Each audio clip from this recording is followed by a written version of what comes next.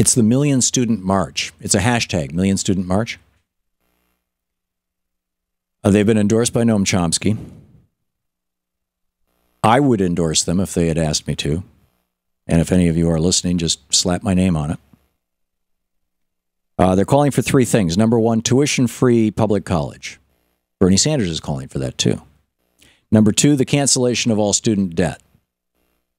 I don't know that any presidential candidates are calling for this, but I will. It's only $1 trillion, right? It's $1.4 trillion. That is a mind-boggling amount of money, but not for the federal government. That's less money than we've spent in Iraq or Afghanistan, and far less than we will as we move into the future.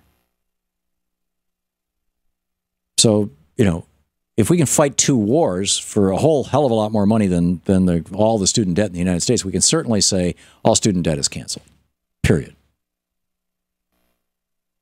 And then number three, a $15 minimum wage for all campus workers. I would add a fourth to this, and that is banning for-profit education. If a school is going to be a school, it should be a nonprofit. And as I recall, back in 1978, when we started the Salem Children's Village in New Hampshire, now this might have just been New Hampshire law, but I think it was IRS law.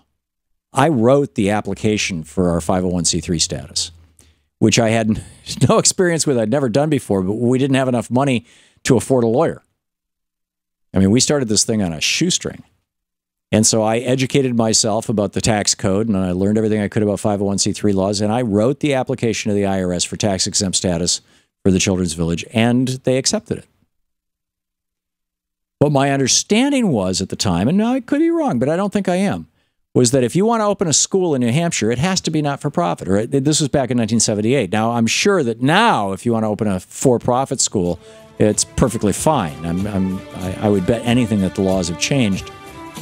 And I might even be wrong on the way the laws were, but for all practical purposes, law or no law, education was a not-for-profit business back in the 70s. This was before Reagan. And increasingly, education is a for-profit business now.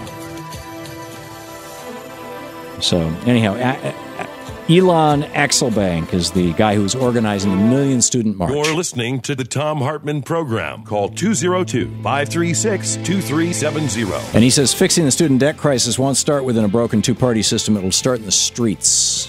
Amen.